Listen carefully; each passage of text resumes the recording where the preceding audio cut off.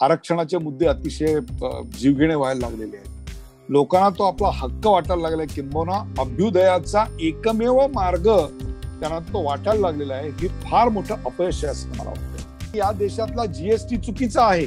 या देशातले 3 शेतकऱ्यांच्या संदर्भातले केलेले कायदे चुकीचे आहेत. हे अगदी पंजाब हरियाणामधल्या खेडूताला 24 तासाच्या आत कळतं. ही पेटवेगिरी आहे. प्रत्येक वेळी मला एक गोष्ट दिसली की केंद्र सरकारनं हे करावं, केंद्र सरकारनं हे करावं. हा विनोदाचा विषय झाला होता. म्हणजे सगळ्याच गोष्टी जर केंद्र सरकारनं करायच्या असतील तर मग राज्य सरकारच्या स्थानाचा नेमका महात्म्य काय?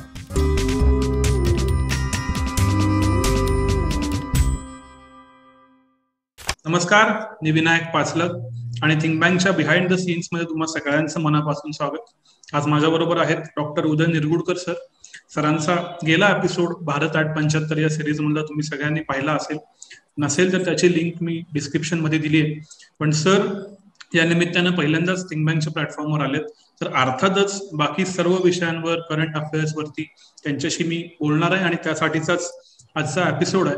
आणि सगळ्या मुद्द्यांवरती इकॉनॉमिक्स, पॉलिटिक्स आज आपण सरांची मतं समजून घेणार आहोत. सर, वेगवेगळे मुद्दे आहेत. पहिला प्रश्न असा आहे तो म्हणजे अर्थातच गेल्या 26 मेला नरेंद्र मोदी यांच्या भाजप सरकारला 7 वर्ष पूर्ण झाली. आता 7.25 वर्ष पूर्ण होत आहेत. या कालावधीत असंख्य निर्णय घडले. गेले 1.5 वर्ष कोविड शी भारत देश लढतोय. तर या नरेंद्र मोदी सरकारच्या कामगिरीचं गेल्या 7 वर्षातल्या तुमचं विश्लेषण काय? मला असं वाटतं ओव्हरऑल ज्या कारणाकरता NDA 1 आलं असं आपण म्हणू, किंवा नरेंद्र मोदी यांची निवड काँग्रेसची 10 वर्षाची सत्ता बाजूला करून या देशाने निवडली, त्यातलं पहिलं कारण होतं ते म्हणजे प्रचंड मोठ्या प्रमाणात असणारा भ्रष्टाचार. मला असं वाटतं की भ्रष्टाचार याचा डाग या सरकारवर अजूनपर्यंत लागलेला नाही. त्याच्यावर आरोप झालेले होते, परंतु कुठलाही आरोप आपल्याकडे, मग तो रफाईल असेल काय असेल, ते काही सिद्ध होऊ शकलेलं नाही, त्यात काही तथ्य नाही असं आतापर्यंत समोर आलेलं आहे. दुसरी गोष्ट म्हणजे इन्फ्रास्ट्रक्चर, सोयी सुविधा ज्याला आपण म्हणू, त्याच्यात या देशाने प्रचंड प्रगती केली.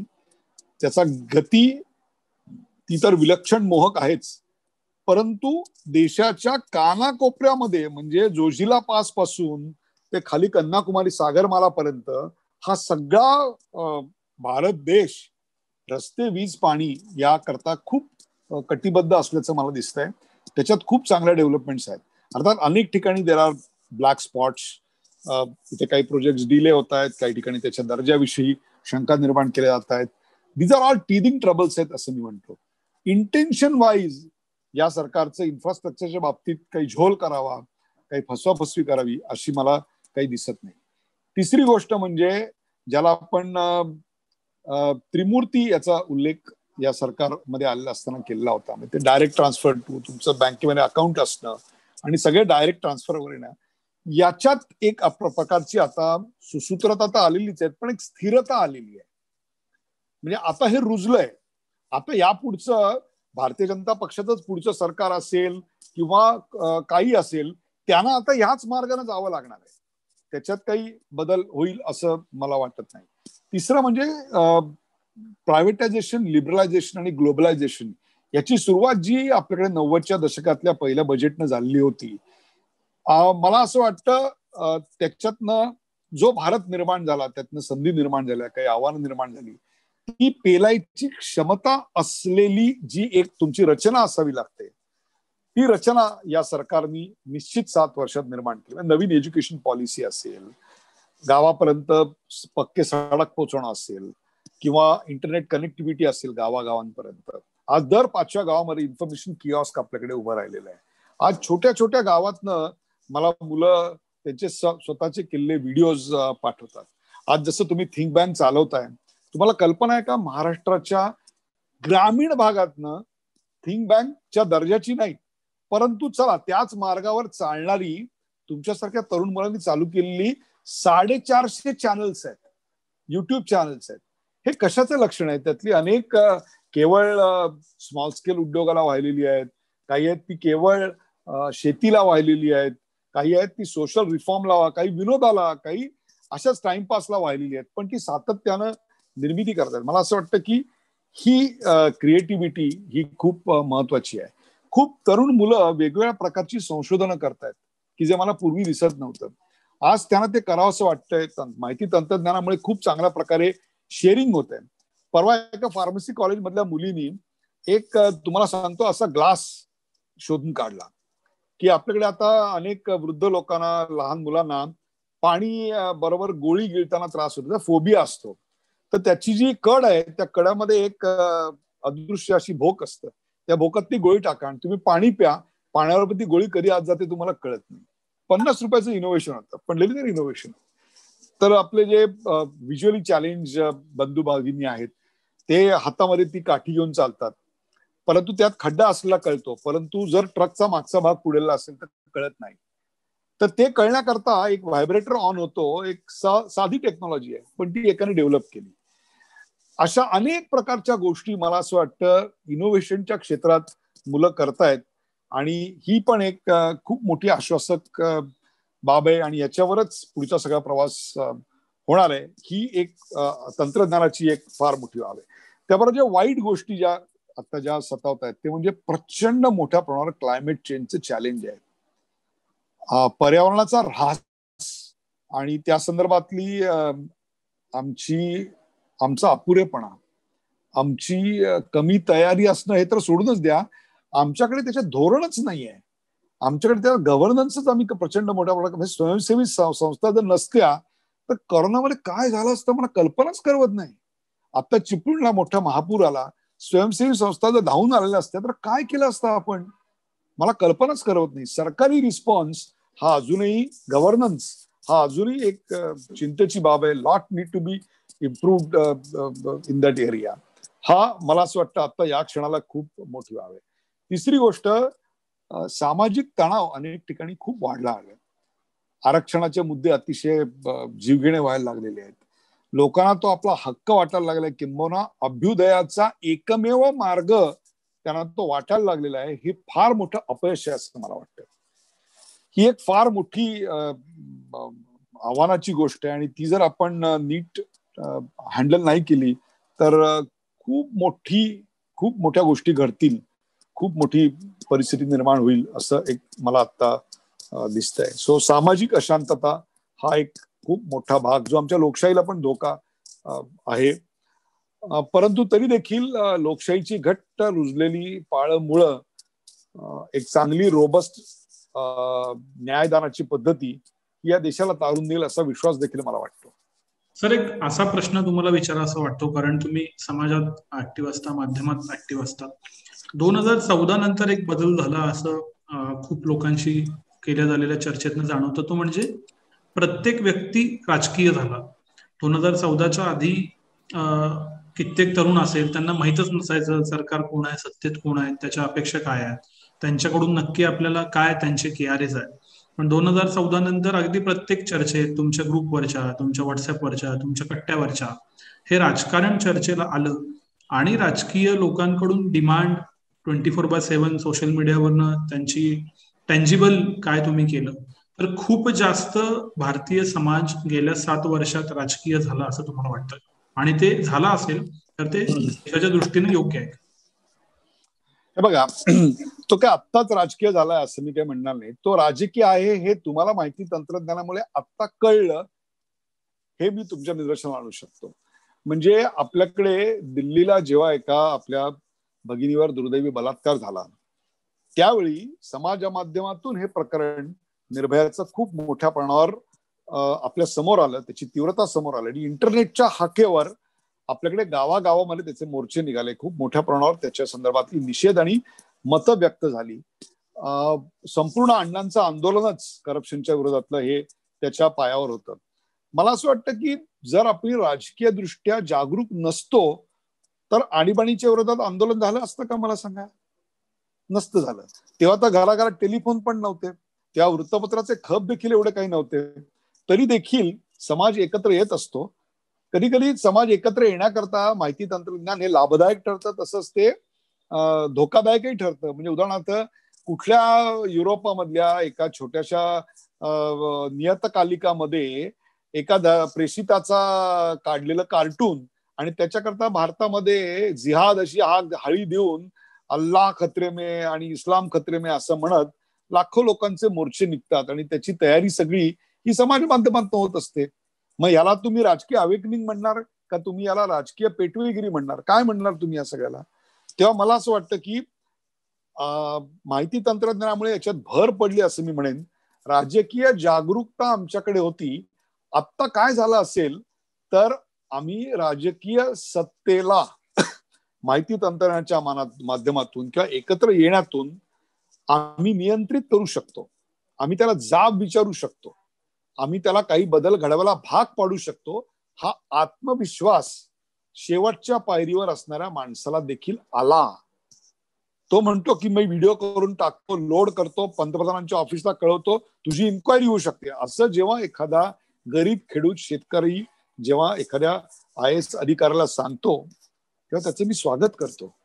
तेव्हा मला असं वाटतं की हा खूप चांगला बदल आहे. त्यामुळे राजकीय दृष्ट्या आम्ही जर जास्त शार्प झालेलो असू तर ती चांगली गोष्ट आहे, परंतु त्याचा उपयोग हा नेशन बिल्डिंग साठी व्हायला हवा. त्याचा उपयोग हा विघातक गोष्टींना व्हायला नको. म्हणजे मला तुम्ही सांगा, येथे शौचालयाची जागा नाही, येथे थुंकू नये असे बोर्ड अजूनही आम्हाला लिहावे लागतात, बरोबर आहे?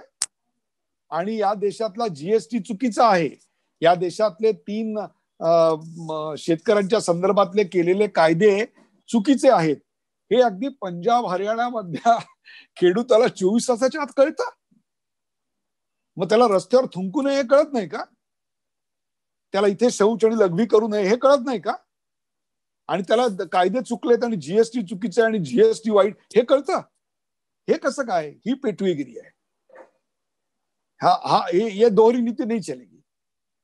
याचा कुठेतरी मला समाचार घ्यावा असं वाटतो की हा जो वापर होतोय राजकीय एकत्रीकरणाच्या नावाखाली या देशाच्या हिताच्या विरोधात उभं राहण्याची परदेशी ताकदींच्या शक्तीला हाताशी धरून विभाजनाचा आणि फुटीरतेचा डाव केला जातोय, ही अत्यंत चिंताजनक बाब आहे. राजकीय अवेकनिंग असेल तर त्याचं स्वागत केलं पाहिजे. आपल्याकडे अनेक मुवमेंट्स या स्टुडंट मुवमेंटनच चालू झालेले आहेत.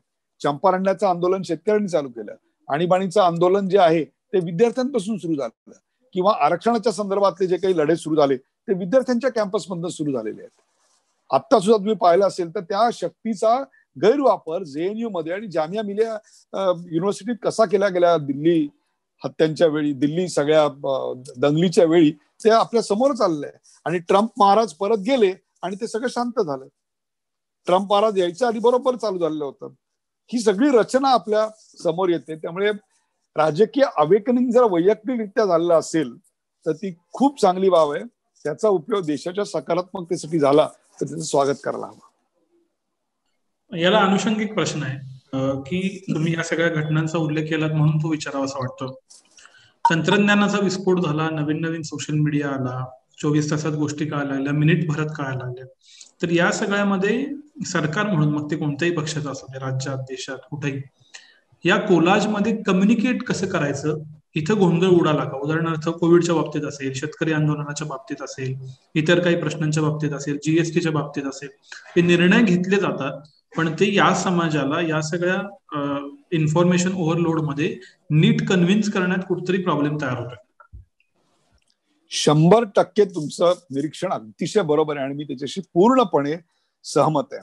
आमच्याकडे या तंत्रज्ञानाचा वापर निर्णयाच्या प्रक्रियेमध्ये कसा व्हावा याची जाणीवच आम्हाला नाहीये, राज्यकर्त्यांना नाहीये, धोरणकर्त्यांना नाहीये.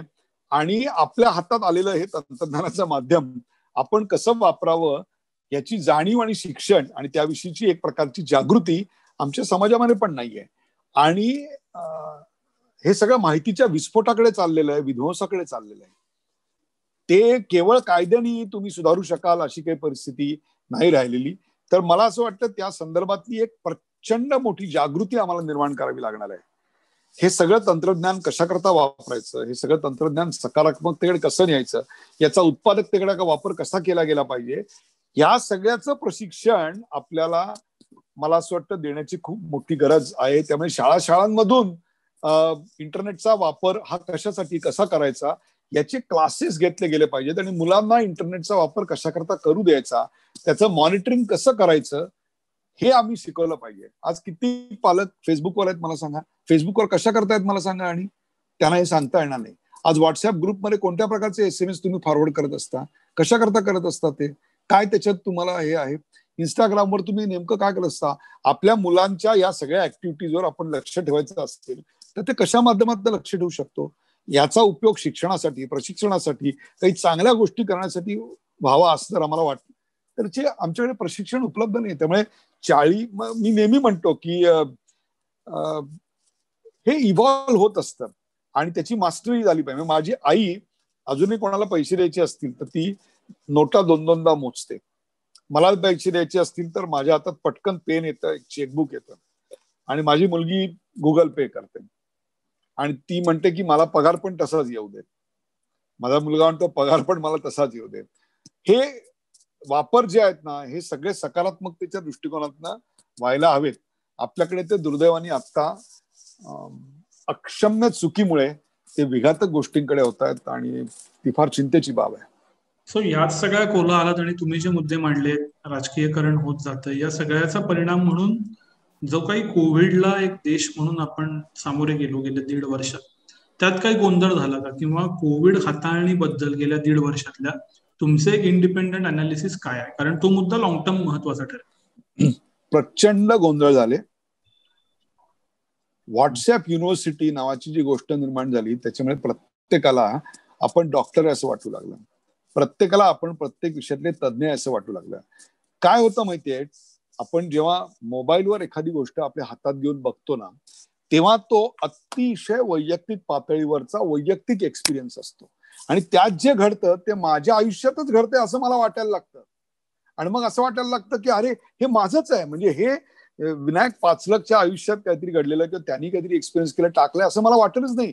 मला असं वाटतं की हे माझ्या आयुष्यात घडलंय, so I have to react to it. या सगळ्यामुळे इंटरनेटवर अत्यंत खोट्या माहिती आणि त्याची पडताळणी कशी करावी याची व्यवस्था आणि जाण नसल्यामुळे मला असं वाटतं कोविड बद्दलचे गैरसमज, अपप्रचार खूप मोठ्या प्रमाणावर वाढले. हे एका बाजूला. तर दुसऱ्या बाजूला अनेक तरुणांनी मदतीसाठी या सगळ्यांचा वापर खूप चांगला केलेला आहे. मी अशी अनेक तरुण मुलं पाहिली की ज्यांनी घरोघरी डबे पोचवायची कामं केली, त्यांनी घरोघरी औषधं पोचवायची कामं केली, त्यांनी पेशंट ट्रान्सपोर्ट करायची कामं केली आणि हे सगळं करण्याकरता त्यांनी याचाच वापर केलेला होता. पुन्हा कोविड याचा मला असं वाटतं अपप्रचारासाठी जेवढा वापर झाला त्या या सगळ्याचा तेवढा जर आपण कोविड फाईट करण्याकरता केला असता तर आहे त्याच्यापेक्षा नक्कीच एक 10-15% फरक नक्की पडला असता. या कोविडनं किंवा ओव्हरऑलच आपण गेल्याही एपिसोडमध्ये भारत 75 मध्ये बोललो की तरुणाई, डेमोग्राफिक डिव्हिडंड, या सगळ्यांना संदर्भात 2 मुद्दे खूप प्रकर्षाने समोर येतात. एक म्हणजे रोजगार आणि त्याला अनुषंगिक भारताची आर्थिक परिस्थिती. त्याच्याबद्दल वेगवेगळ्या पद्धतीच्या चर्चा आहेत. ती आधीच खराब होती का आता खराब झाली, जीएसटीनं काय केलं, नोटाबंदीनं काय केलं. तर एक ओव्हरऑल सामाजिक अभ्यासक म्हणून भारताची आर्थिक परिस्थिती, कोविड आणि त्याचा रोजगारावर होणारा परिणाम, याच्याबद्दल तुम्हाला काय वाटतं? तुमच्या आत्ताच्या या प्रश्नामध्ये 5 भाग आहेत. त्यातला एक आहे तो कोविड आणि त्याचा परिणाम आहे. दुसरा जीएसटी नोटबंदीचा तुम्ही कोझरता उल्लेख केलात आणि एकूणच रोजगार आणि आर्थिक परिस्थिती भारताची. मी आकडेवारी कोट करणार नाही कारण मग त्या आकडेवारीला चॅलेंज होतं, आकडेवारीवर विश्वास बसत नाही, आकडेवारी लक्षात राहत नाही, हा सगळा भाग आहे. परंतु तरी देखील मला मोह होतोय, जीएसटीची आकडेवारी किती अफलातून आहे, कुठून आली मला सांगा. विनायक पाचलक काही व्यवसाय करत नाही आणि जीएसटी भरतो असं होऊ शकतं का मला सांगा? नाही. मग जर जीएसटीचा आकडा 1,00,000 कोटीच्या वर सातत्यानं 8 ते 9 महिने आहे, याचा काय अर्थ घेणार विनायक मला सांगा? याचा अर्थ there is some business which is happening. याचा अर्थ there is somebody who is paying for that tax, somebody who is consuming that. तुमची नुसती तुम्ही सर्व्हिस निर्माण करत नाही तरी सर्व्हिस कोणतरी घ्यायला पाहिजे ना. तुम्ही नुसतं प्रोडक्ट निर्माण करत, ते कोणतरी घ्यायला पाहिजे. म्हणजे काहीतरी आर्थिक चलनवलन होत आहे, काहीतरी देवाणघेवाण होतीये, काहीतरी व्यापार होतोय, काहीतरी व्यापार उदीम होतोय, काहीतरी exchange of goods and services होत आहे. हे खूप काय होतंय मग? एक. दुसरं, पेट्रोल आणि डिझेल याचा खप 25-30% आहे का आता मागच्या वर्षापेक्षा, जेव्हा कोविड नव्हता तेव्हा? तुमच्या माहिती करता म्हणून मी सांगतो, तो खप आता या क्षणाला मागच्या वर्षा इतका, म्हणजे कोविड नव्हता त्या काळात जो होता त्याच्या साधारणतः 95 ते 98% आलेला आहे. इलेक्ट्रिसिटीची मागणी कोविडच्या आधीच्या काळात जी होती त्याच्या जवळपास 100 किंवा त्याच्या पुढेच आपल्याला मागणी आणि खप गेलेला आढळतो. मग ही नुसती लोक इंडस्ट्रीमध्ये वीज लावून ठेवतात आणि काहीच निर्माण करत नाही असं आपल्याला म्हणायचंय? चला, तिसरी गोष्ट, गुगल आपल्याकडे एक मोबिलिटी इंडेक्स देतं आपल्याला, म्हणजे क्राऊडेड प्लेसमध्ये किती लोक त्यांची इंटरनेट ऑन ठेवून गेली त्याच्यावरून तुम्हाला फुटफॉल कॅल्क्युलेट करता येतो. पब्लिक प्लेसेस मधला फुटफॉल जो आहे ना, तो आता भारतातल्या महत्वाच्या 50हून अधिक शहरांमध्ये तो जवळपास कोविडच्या आधीच्या काळाच्या 95% इतक्या आलेला आहे. हे कशाचं लक्षण आहे मला सांगा? तिसरी गोष्ट, भारतामध्ये तुम्ही इन्व्हेस्टमेंट करायला उत्सुक आहात का? आणि ती इन्व्हेस्टमेंट मागच्या वर्षी म्हणजे कोविड नसलेल्या काळात जेवढी केली होती एका वर्षात तेवढी आता करणार आहात का?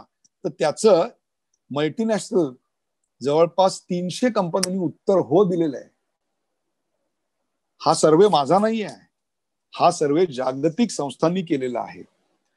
आज जीडीपीचा आपला विकासाचा दर हा चिंताजनक बाब होती आपण म्हणत होतो, मग तरी देखील आपल्याकडे खूप मोठ्या प्रमाणावर गुंतवणूक येते असं का होत आहे? Who is investing in this country? कशा करता इन्व्हेस्टमेंट होते असं? मग इन्फ्रास्ट्रक्चरचं कुठलं प्रोजेक्ट आपलं या काळात बंद पडलं असं नितीन गडकरींचं एकतरी विधान आहे का? किंवा दर दिवशी ते एक एक नवीन रस्ता, एक एक नवीन गोष्टी जाहीर करताना मला दिसतात. प्रधानमंत्री दरवर्षी कुठलं दर 15 वर्षांनी परत, मला वाटतं उत्तर प्रदेशामध्ये तरी 100 कोनशिला त्यांनी उद्घाटन केल्या. मग हे जे उद्घाटन होत आहेत ह्याच्याकरता लागणाऱ्या गोष्टी आहेत ना, रोजगार निर्माण होत नाहीये का? 100% रोजगार निर्माण होतोय, 100% आर्थिक परिस्थितीवर नियंत्रण येत आहे. आता तुम्ही सर्वात महत्वाचा मुद्दा काढलाय तो म्हणजे कोविडच्या इम्पॅक्टचा. हो, कोविडचा इम्पॅक्ट पडला का? तर 100% पडलेला आहे.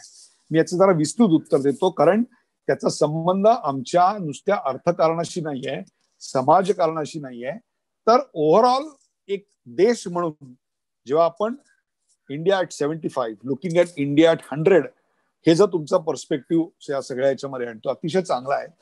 तर तुम्हाला आता काय होतंय सांगतो.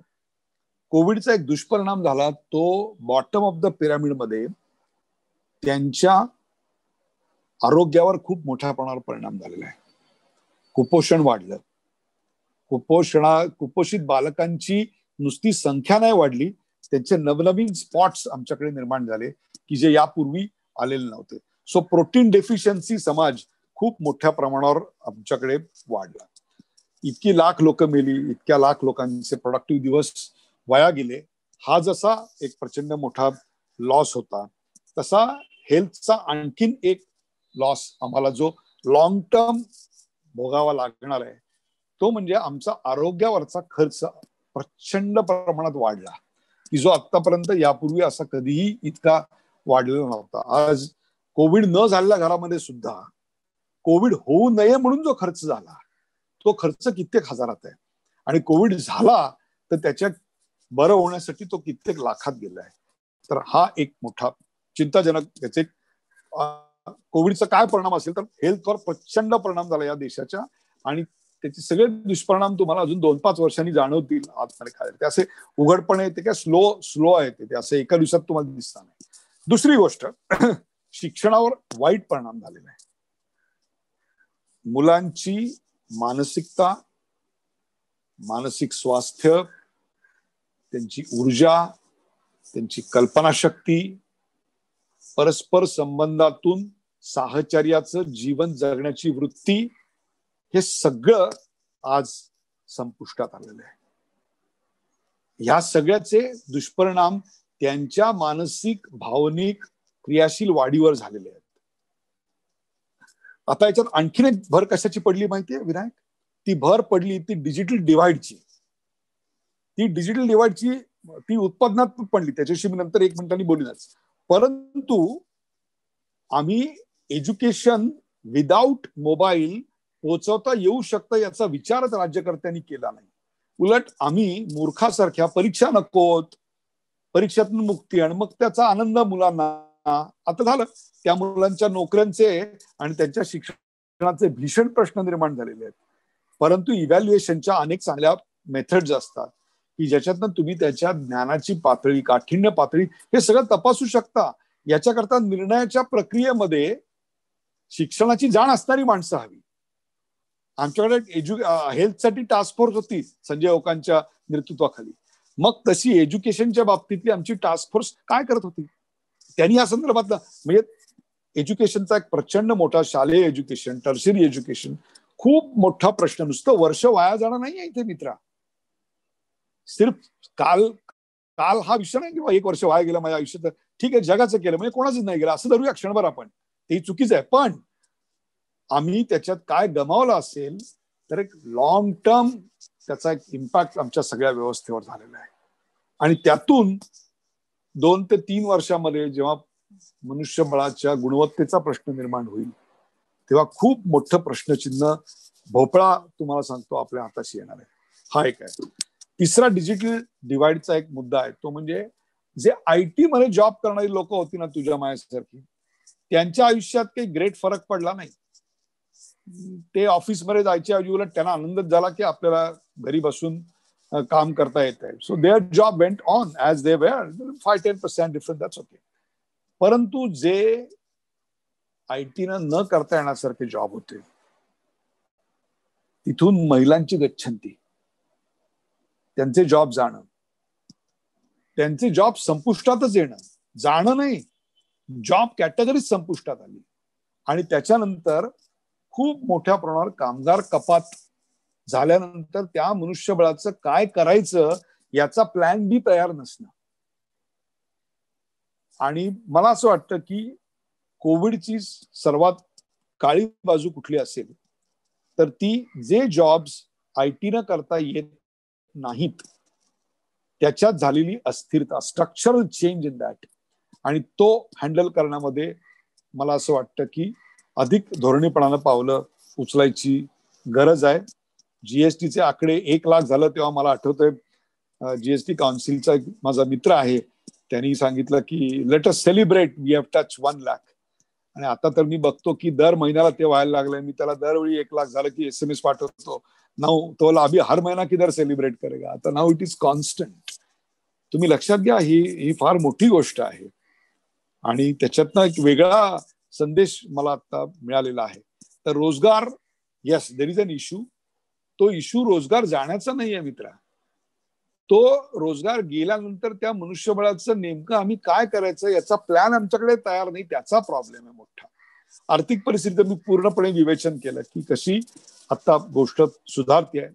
आणि एक गोष्टी मात्र चिंताजनक आहे, ते म्हणजे बँकिंग सेक्टर आणि फायनान्शियल इन्स्टिट्यूशन मधले जे आत्ता गोष्टी बाहेर येत आहेत आणि बँकांचे NPA वाढत आहेत, त्यांच्या स्थितीविषयी एक चिंता व्यक्त करणाऱ्या अनेक गोष्टी पुढे येत आहेत. त्याच्यावर नियंत्रण आम्हाला मिळवावं लागेल. एक मोठा वर्ग असा आहे या देशामध्ये की ज्याला असं वाटतं की अर्थकारणाचं बिघडलेलं चक्र सुधारण्याकरता आम्ही नोटा छापाव्यात. तर दुसऱ्या एका मोठ्या वर्गाला असं वाटतं, इकॉनॉमिस्ट असणाऱ्या, की हे जर आम्ही छापलं तर एक प्रचंड मोठ्या प्रमाणावर आम्हाला महागाईला तोंड द्यावं लागेल आणि ते राजकीय दृष्ट्या आम्हाला निवडणुका समोर असताना परवडणारं नाही. तर तो एक तिढा आहे, त्याच्याविषयीची संदिग्धता अजून दूर झालेली नाही. तो एक महत्वाची बाब आहे असं मला वाटतं. That also cannot be neglected. तर ओव्हरऑल या 5 गोष्टींबद्दलचं हे माझं विवेचन. तर आपण देशातल्या राजकीय परिस्थितीबद्दल बोललो, आर्थिक परिस्थितीबद्दल बोललो, कोविड बद्दल बोललो. पण हा एपिसोड म्हणजे पूर्ण करायच्या आधी राज्याबद्दलही बोलावं लागेल. त्यामुळं मला तुम्हाला शेवटी हा प्रश्न विचारायचा आहे की राज्यात महाविकास आघाडीचं सरकार येऊन 1.5-2 वर्ष झाली, त्याच्यामध्ये कोविड आलं. तर ह्या सगळ्या राज्यातल्या सरकारकडं, राज्यातल्या राजकीय परिस्थितीकडे, म्हणजे खूप घटना घडलेल्या आहेत गेल्या 1.5 वर्षात, एक ब्रॉडर अँगलनं तुम्ही कसं अनालिसिस करता आणि कसं बघता? 2 वर्षाखाली नोव्हेंबरच्या अखेरीला हे सरकार आलं आणि त्याच्यानंतरच्या आलेल्या जानेवारी 31ला आपल्याकडे केरळमध्ये पहिला रोगी सापडला. आणि मला असं वाटतं फेब्रुवारीमध्ये ते लोन, फेब्रुवारीच्या अखेरीपर्यंत ते लोन मुंबईद्वारे संपूर्ण महाराष्ट्रात आणि मग नंतर संपूर्ण भारतात आलं. त्यामुळे या सरकारचा एक मोठा कालखंड हा शक्ती, लक्ष हे सगळंच कोविडशी लढण्यात गेलं.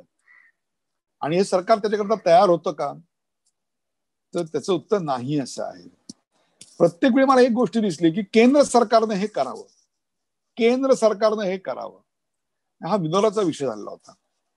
म्हणजे सगळ्याच गोष्टी जर केंद्र सरकारनं करायच्या असतील तर मग राज्य सरकारच्या स्थानाचा नेमका महात्म्य काय, असा एक प्रश्न या ठिकाणी समोर आला. आता एक साधी गोष्ट घ्या, स्कॉलरशिपच्या 4थीच्या परीक्षा होणार का नाही होणार, आदल्या रात्रीपर्यंत आम्हाला कळत नाही. शिक्षण मंत्री म्हणतात की आम्ही 17 ऑगस्ट पासून शाळांच्या सुरू होण्याच्या संदर्भामध्ये सकारात्मक आणि अमुक आहोत, आणि 2 दिवसानंतर तो निर्णय बदलला जातो. शाळांची फी 85% द्यायची का 100% द्यायची, याच्यावरनं आम्हाला मतभेद आणि याच्यावरनं काही गोष्टी आढळतात. एक ज्याला आपण कमांड म्हणतो ना, घोड्यावर मांड बसली आहे, असं काही आम्हाला दिसत नाही, अजिबात दिसत नाही. आणि त्याचबरोबर 2 मंत्र्यांचे राजीनामे येणं आणि एका मंत्र्याला फरार व्हावं लागणं एक प्रकारे, आणि 2-3 आणखीन मंत्र्यांच्या वर भ्रष्टाचाराच्या आणि इतर सगळ्या गुन्हेगारीकरणाच्या टांगत्या तलवारी असणं ही भीषण बाब आहे. आणि अस्थिरता हा या सरकारचा जन्मजात डिफेक्ट म्हणा, जन्मजात गुण म्हणा, जे काही तुम्ही म्हणाल ते, तर ते घेऊनच हे सरकार जन्माला आलेलं आहे.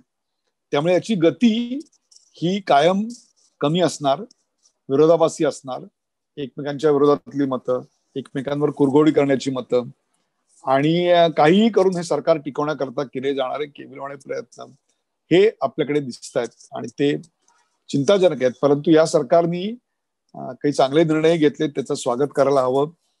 ते म्हणजे सिगरेट आणि पानबिडीच्या दुकानातून लूज सिगरेट्स विकण्यावर त्यांनी बंदी घातली. हा एक अतिशय चांगला निर्णय त्या सरकारने घेतला. काही बाबतीत या सरकारने लगेच पावलं उचलली आणि ती समस्या दूर होण्याच्या संदर्भात या सरकारला यश आलं, हे मला खूप चांगलं वाटतं. मला असं वाटतं कोविडची जम्बो सेंटर्स उभारण्यामध्ये भारतातल्या इतर कुठल्याही राज्यापेक्षा आपण गतिमानता दाखवली. त्याचं कौतुक केलं पाहिजे. त्यातल्या भ्रष्टाचाराविषयी मी आता काही बोलत नाही, त्याचे आरोप झाले, त्याची शहानिशा वगैरे हा सगळा नंतरचा भाग आहे. परंतु ती उभी राहिली आणि ती उभी राहिल्यानंतर लोकांची जी हाल आम्हाला उत्तर भारतामध्ये विशेषतः दिल्लीमध्ये दिसले तसे आम्हाला इकडे दिसले नाहीत. ऑक्सिजन असेल, हॉस्पिटलच्या बेडची उपलब्धता असेल, डॉक्टर्सची उपलब्धता असेल, I think we were as compared to भारताच्या इतर राज्यांपेक्षा महाराष्ट्रातली ती स्थिती ही बरी होती.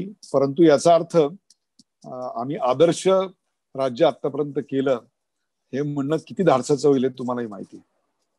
तर शेवटचा प्रश्न या मुलाखतीतला की जसं भारत 75th आहे तसं महाराष्ट्र सुद्धा 61th आहे. आपल्या परंपरेत 61ला पण महत्व आहे. तर महाराष्ट्राकडे बघताना आता 61ला महाराष्ट्र आणि त्याचा 75कडचा प्रवास पुढच्या 15 वर्षाचा, याच्यामध्ये काय घडायला हवं राजकीय क्षेत्रात, सामाजिक क्षेत्रात, आर्थिक क्षेत्रात, असं तुम्हाला वाटतं?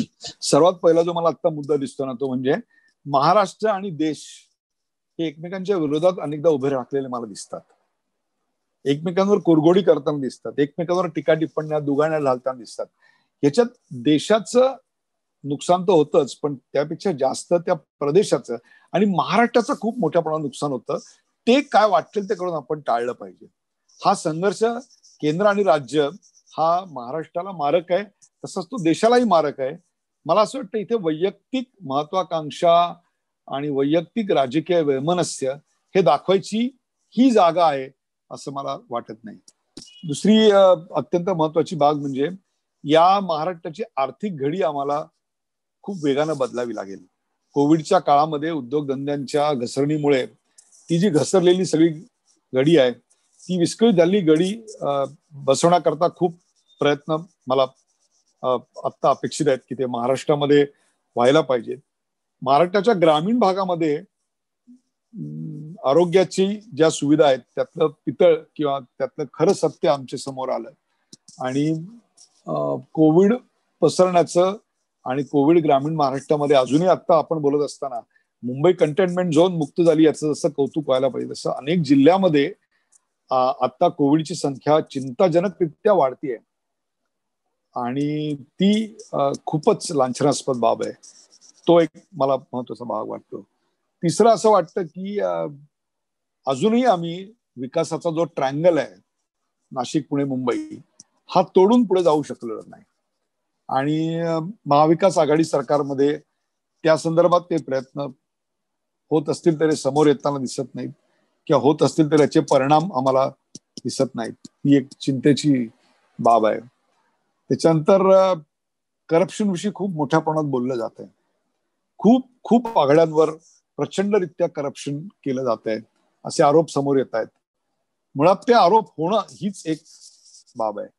त्याच्यानंतर सरकारी नोकरदार वर्ग नोकरशहा ज्याला आपण म्हणतो त्यांचं निर्णय प्रक्रियेमधलं प्राबल्य किंवा त्यांचा वर्चस्मा हा कधी घातक असतो कारण जनतेच्या भावना त्यात प्रतिबिंबित होतील असं नाही. त्यामुळे ती एक बाब आहे की जी मला प्रचंडरित्या खटकते. शिक्षणाच्या बाबतीत महाराष्ट्राने अग्रेसर होण्याकरता खूप वेगानं पावलं उचलायला लागतील नाही तर अन्य राज्य आपल्या पुढे निघून जातील. गुंतवणुकीचा विषय असेल इतर राज्य आपल्यापेक्षा वेगानं अट्रॅक्टिव्ह बनत चालले आहेत तिथे इन्व्हेस्टमेंट व्हाव्यात असं वाटतंय. ती एक महत्वाची बाब. साधा राज्यपाल आणि मुख्यमंत्री यांचे संबंध म्हटलं तरी सुद्धा ते संबंध अत्यंत काय ज्याला आपण म्हणू किमान पातळीवर पोचलेले आहेत. ते सुधारायची एक आवश्यकता आहे. या सगळ्या गोष्टी खूप चिंताजनक आहेत. म्हणजे प्रशासनावर कमांड असली असं दिसत नाही उलट प्रशासन हवी असले जसं दिसतंय तसं धोरणातलं सातत्य दिशा ही सुद्धा स्पष्ट होत नाहीये. त्यामुळे एकूण महाविकास आघाडी यापेक्षा सुद्धा एका पक्षाचं किंवा दोन समविचारी पक्षांचं सरकार ही पर्याय जास्त योग्य झाले असते आणि या काळात अशी अस्थिर सरकार आणि धोरणाबद्दलचं सातत्य आणि दिशा नसणारी सरकार ही सत्तेवर येणं टाळलं पाहिजे. हाच या सगळ्या 61चा अन्वय अर्थ आहे. सर तुमचे खूप खूप आभार. खरं तर अजून खूप विषय सुटलेत हे मला माहितीये पण आपण पहिल्यांदाच थिंक बँक वरती बोललो आणि परत परत बोलत राहू पण आज तुम्ही वेळ दिलात त्याबद्दल थिंक बँक तर्फे तुमचे खूप खूप आभार. धन्यवाद.